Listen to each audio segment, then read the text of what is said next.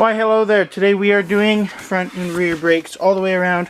$4.99 Foreman. We got our package here. Let's get this sucker opened up. So I'm gonna slice here. We'll see. Just bear with me here. I gotta get the knife out of my pocket and get that on the road. Let's see. Here we are. Let's cut that open. See what we got. This should be, I didn't order brake cylinders.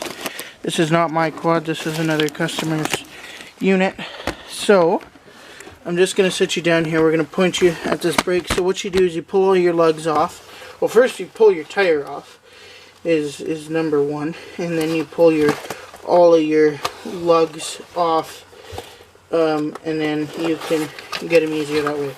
Okay, so here's the kit. I will see if I can find a link to put it in the description here.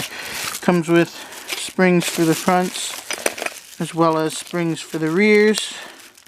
You got your two front pads. Underneath should be the rear pads. And there they are there. Okay, so let's get these installed and lead these brakes. So again, first things first, we're down at ground height there. You guys are with me at that height.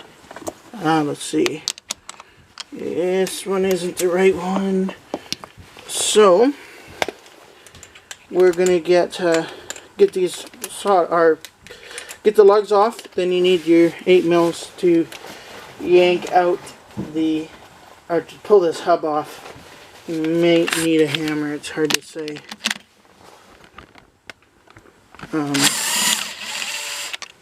I just put my lugs back on there so they don't lose them, and then we'll swap around to the other side. I'll just do the one side on the front.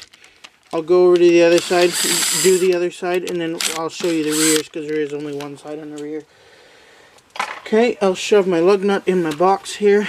We're gonna see what size that sucker is. It might be 9/32. No, it'll be 5/16. Right, there you go. 5/16.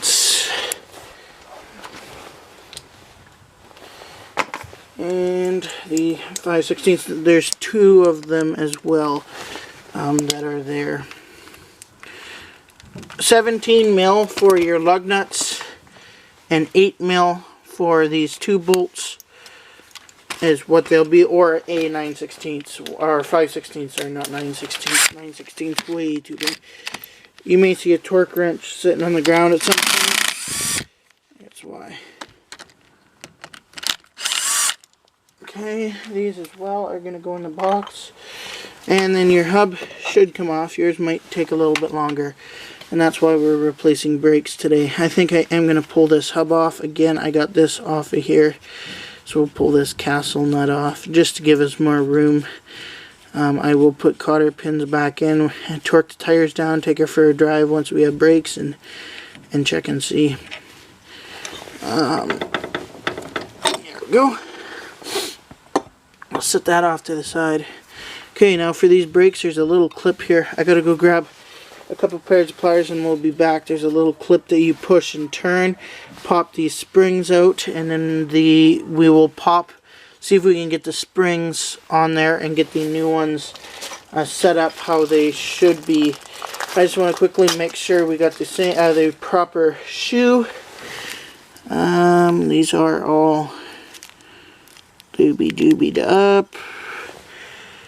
I would say that is indeed the right shoe. This one's got a little bit more lash on it, maybe, but for the most part, nope, they're the same. Okay, yeah, alright, so I'll get those pliers. We got the right shoes for that side, the rears. Anyway, so it's about 3 hours later, and I found a quieter time to do this. So normally, I like more room, but if you were to do this, just pop out these two 8 mil or 5/16 bolts, whichever ones you look for, and I just popped the whole hub off, just popped the castle nut off, and so here's the brake shoes. So you got these 2 clamps, okay, this one and then one here, okay, and you always leave one side the way it is, so that you can always refer back to it. You never change both sides at once, and that should be a pro tip that you always learn. So these just turn and the clips come popping right off, and then we're going to pop the shoe off. So you can see the back end of the spring are in opposite corners, so we got to figure out which one's top, which one's bottom. So we'll get our new shoes out. I did the other side already and I have it set, so I'm just on this side now. What side is this? Okay, so this is the bottom, okay, and then the top one would be opposite. So this is how it would go.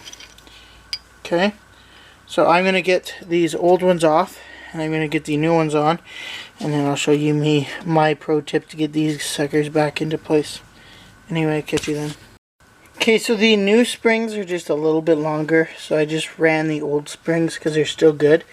So pro tip to get these suckers back in here is you need a pair of channel locks, channel lock pliers. I call them lock grips. I don't know. I guess you could call them their scientific name, if that makes any sense. So you hold it with your middle finger. You get a pair of lock grip pliers. Sorry, my brother's just getting home from work.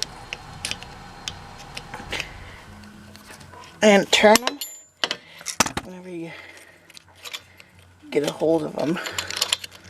You turn them, and then